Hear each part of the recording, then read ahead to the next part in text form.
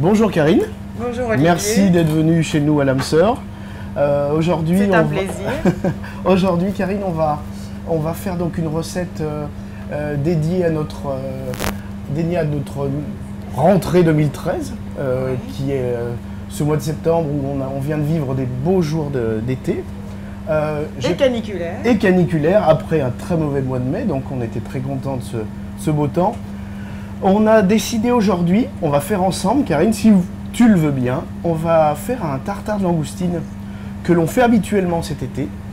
Et pour compléter en fait ce tartare qui d'habitude se fait avec des fruits rouges en été, on a décidé de le faire avec des raisins.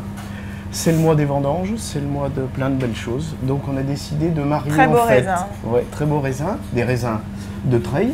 Et on a décidé de marier en fait ce tartare très simple de langoustine avec des jolis raisins actuels du mois de septembre. Voilà. Alors, si tu le veux bien, tu vas me donner un coup de main, on va le faire ensemble ce tartare. Allez, je t'aide. Tu vas, je pense, me couper finement les queues de langoustine. Les queues de langoustine qu'on a achetées chez le poissonnier, ce sont des langoustines bretonnes qui ont la taille. Alors, il faut un conseil, quand vous demandez à votre poissonnier des langoustines, parlez-lui de la taille. Ça, c'est une taille 16-20, où il y a des tailles 20-30 qui sont plus petites. En fait, plus le nombre est petit, plus les langoustines sont grosses. Et quand, par exemple, on peut avoir une taille 10, et la taille 10 c'est plus gros, et pour faire un tartare, à la limite, c'est meilleur quand elles sont plus grosses. D'accord. Voilà, Karine. En revanche, est-ce que tu peux m'expliquer comment tu lèves les filets de cette manière? Alors là, les filets, en fait, ça s'appelle la queue. Donc, quand on a notre jolie bestiole qui est là, on enlève la tête, on décroche les petits anneaux qui sont dessus, on les casse, et on va pousser sur la queue, et en fait, cette queue va sortir d'elle-même. Et notre tête, elle est en parallèle, et on peut en faire d'autres préparations, soit un fond, soit une sauce, soit plein de choses. Au jour d'aujourd'hui, pour notre recette, nous n'allons utiliser que les queues de langoustine. Ok. Karine, je te fais voir? Allez, je regarde. Alors, on va prendre notre langoustine, on la coupe en deux, et après, tu vas couper très finement les queues comme cela. Alors, un petit conseil qu'on peut donner, qui n'est qu'un conseil de chef cuisinier, si on peut dire, je te conseille de rabattre tes doigts pour éviter, si tes doigts étaient tout en long, de te couper. Si tu mets tes doigts incurvés comme cela, le couteau ne peut pas te couper vu que c'est ton bout de doigt qui va le diriger. D'accord? Allez, Karine, je te laisse faire. Pendant ce temps-là, moi, ce que je vais faire, j'ai donc acheté des raisins de treille comme je te l'ai dit, et je vais éplucher la peau pour pouvoir le consommer plus facilement sur notre tartare de langoustine.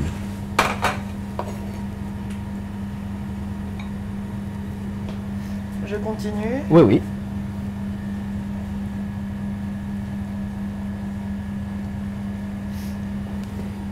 Donc une recette fraîcheur. Voilà. C'était le but un petit peu de l'opération, c'était de la fraîcheur, un peu ce qu'on peut presque qualifier d'été indien. Tu vois ce côté un petit peu été qu'on n'a pas envie de voir finir, avec des produits qui changent un petit peu des produits qu'on a en été. Voilà. On a préparé tous nos autres ingrédients. J'ai pris un peu d'huile d'olive qui vient de Mossane-les-Alpilles. Alors, il peut y avoir d'autres provenances, on a de très belles huiles italiennes. Un petit peu de piment d'Espelette, qui va donner un petit côté, un peu de peps. J'ai décidé, pour mettre un peu de croquant dans cette recette, de mettre quelques noisettes que nous allons écraser, pour pas qu'elles soient trop grosses. Simplement une petite réduction de crème balsamique et un petit peu de fleur de sel. Donc on est sur vraiment une recette très simple, qu'on peut qualifier une recette d'été.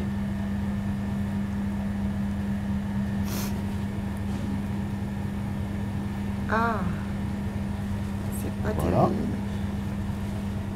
Ah, parfait. Donc là, Olivier, tu m'as donné une quantité pour une personne? Là, on va mettre pour 2 personnes. 2 personnes. 2 personnes. Voilà. Alors, on va attaquer une petite phase supplémentaire. Donc on va mettre notre tartare de langoustine, qui est pour l'instant qu'à l'état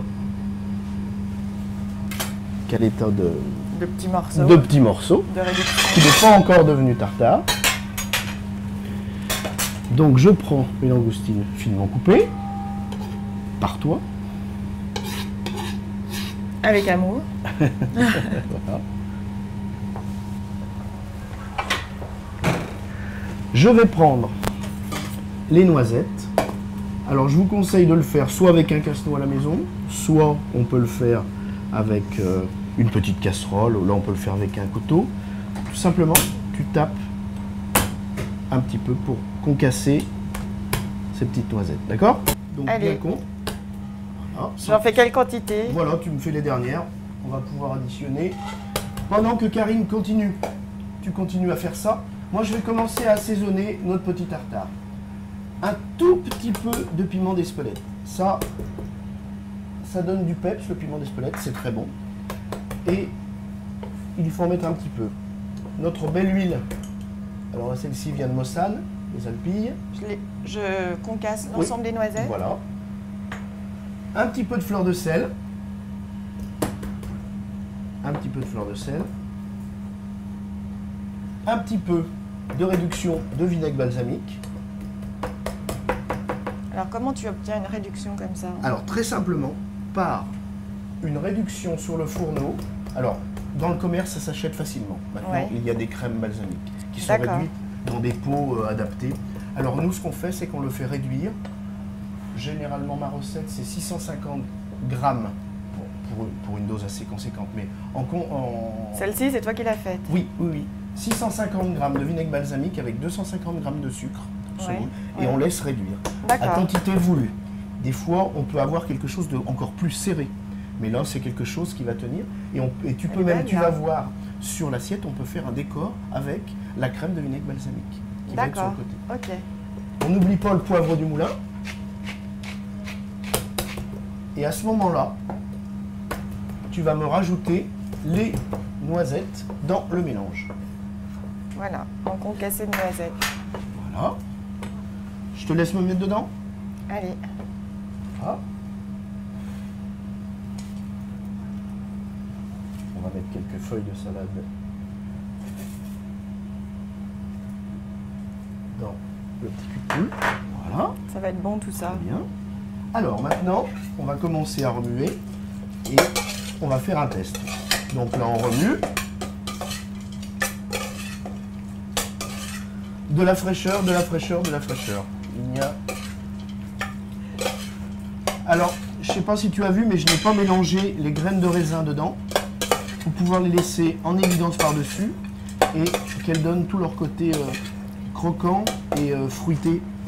D'accord. C'est pas uniquement pour la décoration. Ah non. Non. Non. Alors, en période aussi, on peut le faire, comme je disais tout à l'heure, avec des framboises, avec des fraises. C'est pour donner, pour aller contre un petit peu cet élément un petit peu. Ah oui, c'est ce que tu m'expliquais tout à l'heure. Voilà. L'été, tu utilises des framboises à la place du raisin. Voilà. D'accord. C'est un petit peu intérimaire. Je prends un petit cercle, Karine. Je vais en faire la moitié. Pour le mettre en forme. Voilà, le mettre en forme.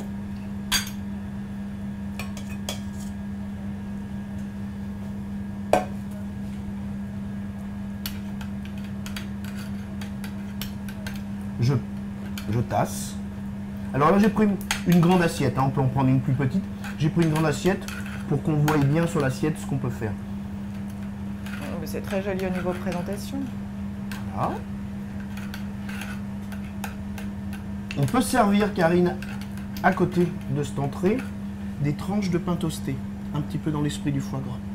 D'accord. Avec, tu vois, Tu utilises un pain de campagne? Voilà, un pain de campagne, un peu coupé épais, oui, tu vois, pour que ça soit très moelleux, croquant et moelleux à la fois. D'accord.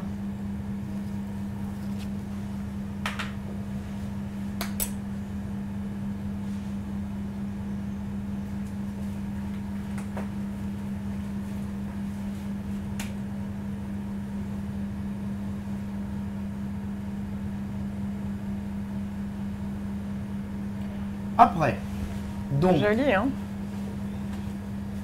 On va faire le champ de vision. Alors là, c'est là où c'est un peu plus technique.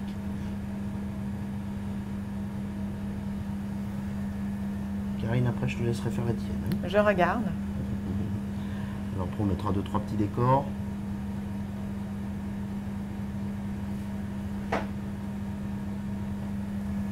Voilà.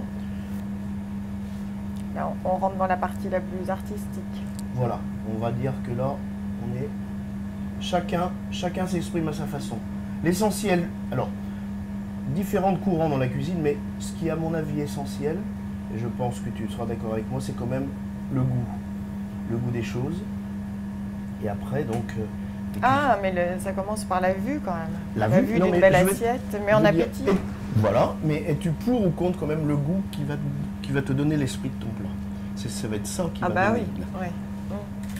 Tes invités vont être contents. Et après, on fait un petit décor de notre choix. Ah voilà, où arrive le talon.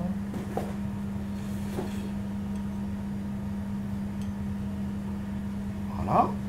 Après, je mets un petit décor de mon choix qui passe sur la recette. Ça, c'est un petit spaghetti frit. Et par-dessus... Que tu as préparé toi. Voilà. Des petites brisures de sésame, un petit peu comme des cristaux, tu vois, cuits avec un petit peu de sucre. Et je vais assaisonner quelques feuilles. Très joli. Je vais assaisonner quelques feuilles de salade pour mettre très, très simplement, qui vont donner simplement un petit peu de couleur à notre plat.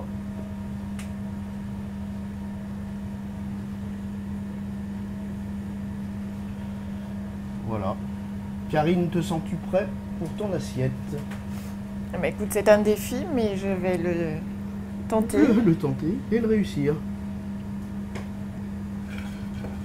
Voilà. Très joli. À moi.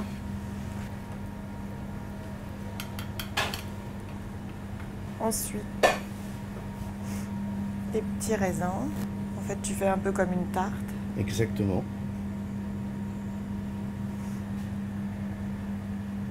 Oh, si tu veux, tu peux en mettre moins. Hein. Si tu veux, tu peux en mettre moins. Je m'emballe.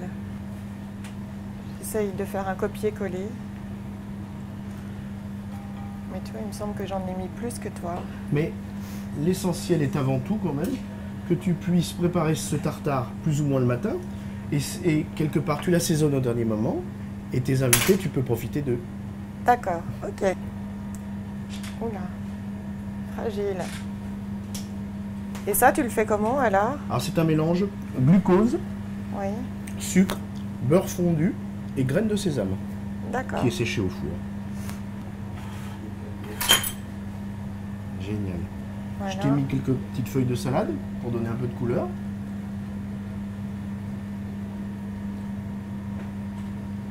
Alors si tu as une assiette chez toi qui est beaucoup moins large... Tu as mis un peu d'huile hein, sur les feuilles. Oui, huile et fleur de sel.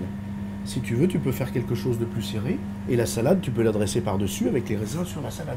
Ouais. Par exemple, bah après, on laisse aller son imagination. Voilà. Et c'est quand même très joli dans une grande assiette. Alors on peut imaginer, Karine, des petits toasts à part, parce que ça, c'est au bon vouloir de tout le monde, hein, de toute façon. L'essentiel, c'est d'avoir notre texture du tartare, le croquant du fruit, le croquant... Et la fraîcheur du fruit. La fraîcheur du fruit, le croquant de sésame et le petit côté un peu liquide de la salade. Bon, après, le décor du spaghetti, ça c'est autre chose. Mais je veux dire par là, on a ça. Mais après, on peut avoir quelque chose de plus serré et on peut mélanger toutes les textures et mettre plus de salade à ce moment-là. Alors, je te conseille une dernière chose aussi. Je ne sais pas si tu es une amoureuse du vin, mais je pense qu'avec ça, on peut boire peut-être certaines cuvées de Condrieu ou même un vionnier de Rosine. Un vin blanc. Du vionnier. Eh ben, je te remercie beaucoup, Karine, et j'espère que tu pourras profiter de tous ces petits conseils à la maison. Et puis, merci à toi, Olivier, de m'avoir appris toutes ces petites choses et de m'avoir permis de réaliser ce joli plat. Voilà. Merci beaucoup, Karine.